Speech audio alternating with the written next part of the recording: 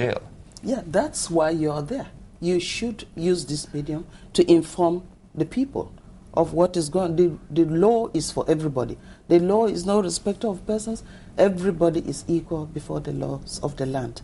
And where other people are shortchanged, like I mentioned, internet fraud, cyber crime, advanced fee fraud cases are dispensed with quickly.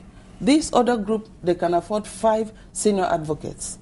And what they do is delay tactics.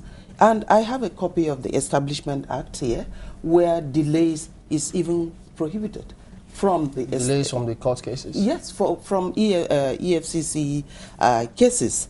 You know, I have section 19 here, sub A, B, and C.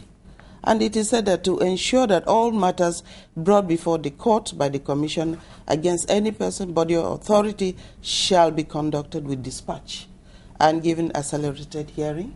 And sub C said to adopt all legal measures necessary to avoid unnecessary delays and abuse in the conduct of matters brought by the Commission before it or against any person, body, or authority. It's there. But if a case takes 4 years, for God's sake, I have a case. I'll just give you brief facts of that case. Not the case is in court. Let me just say XYZ was charged to court. He took plea, he pleaded not guilty, and the date was fixed. That was 2006. Date for hearing was fixed for January 2007.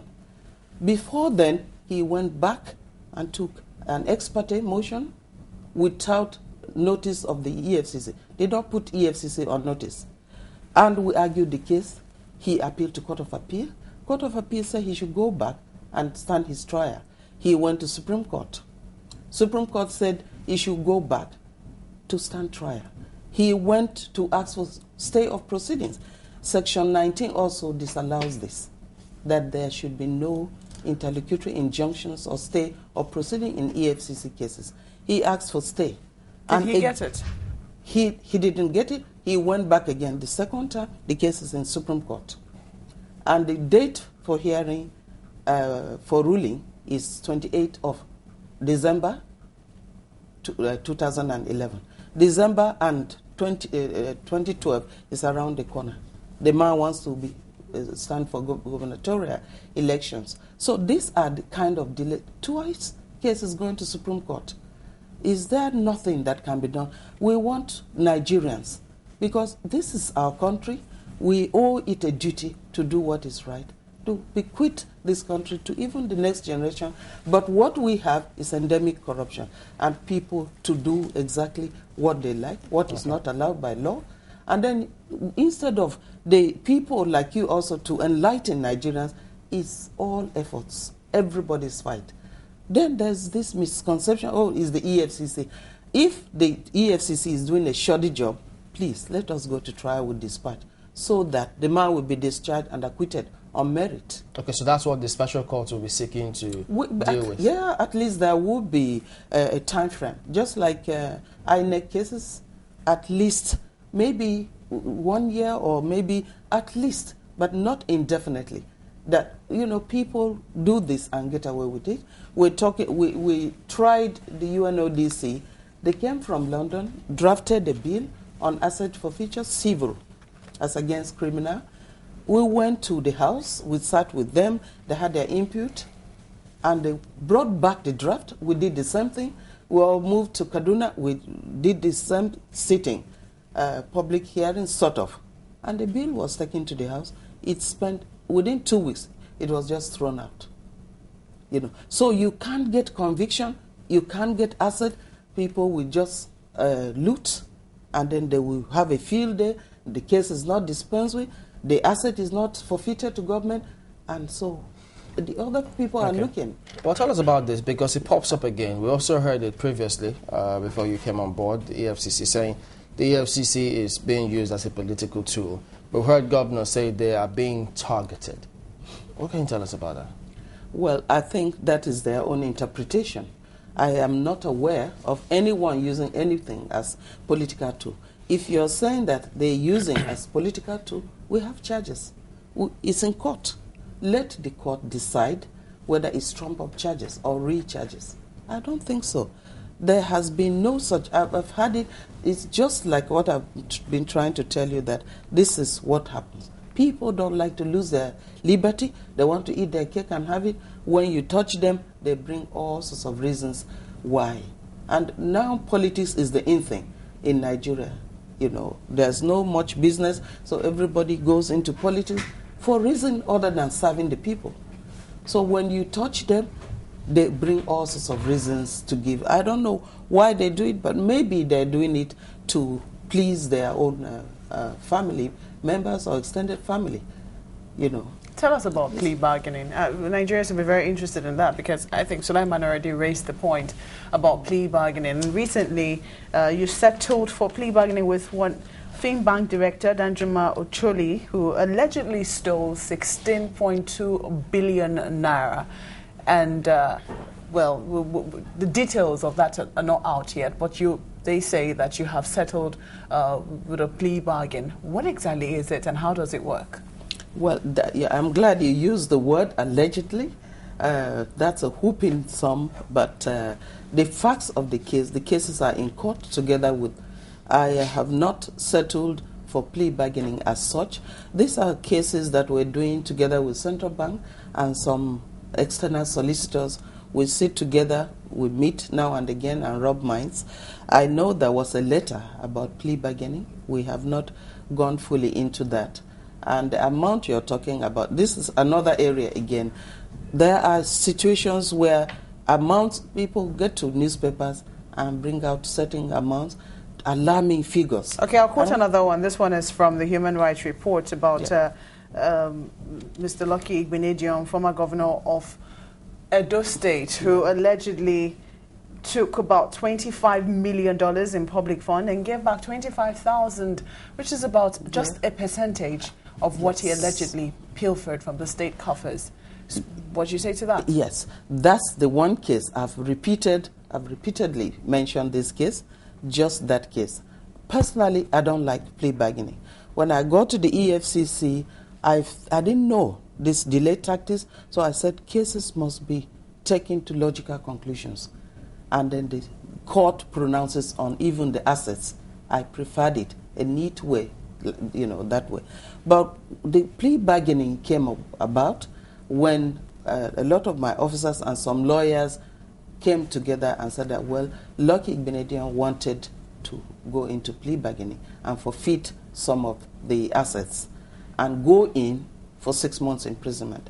That was, the two sides sat together and they deliberated and came up that he is going to forfeit some of his assets and also go to 6 months imprisonment.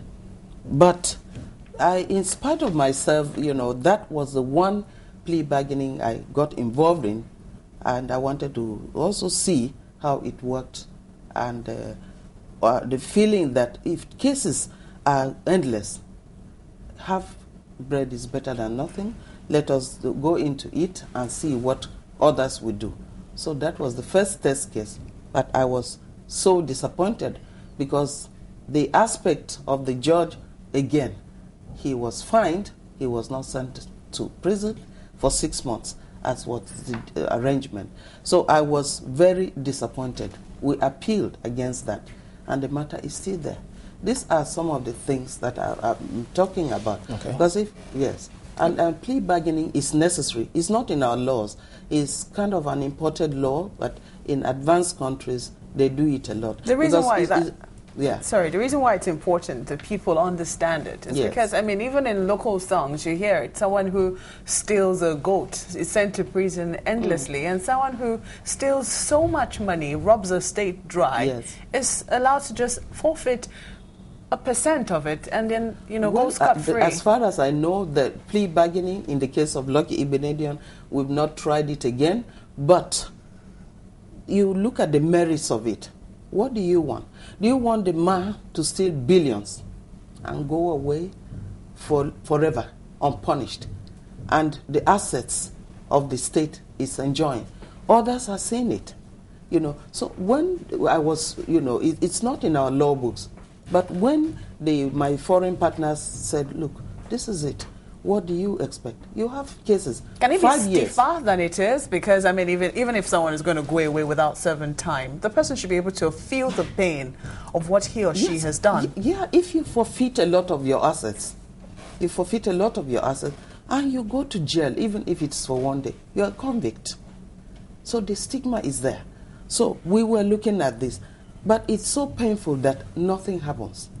And you now dispose of that asset gradually or through proxy, and you shall change the state, and others are watching that, oh, crime pays. Because this is your mansion you build with proceeds of fraud, and really you're able to get away with it. I'm sorry to butt in here. You see, this Lucky Benedium case, well, is 1 in a million, 1 in 1,000. But again, don't you think that stuff like that shouldn't be done? Because it kind of encouraged people to even put their hands into all of this. And they say, well, at the end of it all, when I come out, I drop maybe this little amount in the ocean, and I go with the entire loot. So, okay. So we're a little bit worried when you talk about the foreign, should I say, experts who are kind of maybe legal advisors of the commission. Yes. But then look at it this way: what do you want? The man stole the state dry. He goes away, living happily ever after with his family, and nothing happens to him. Which is better, you know? Do you get a little thing and then send him to prison? You get some asset back to government, or you just let him walk away? I mean, it's so sad if that happens. I don't like plea bargaining at all. It's not our law, and I want the man to go to court to logical conclusion. Okay. But when you look at it, a bird in hand is worth 2 in the bush, and then the man gets away with everything. I mean, it's really sad, okay? So when I look at it, I said, well, the only soft spot I have for plea bargaining is that somebody is a convict, and at least something is returned. But I am not, after the Lucky Benedium's matter, I have not seriously thought about going into plea bargaining. If at all we have to do it again, it will be very, very strict.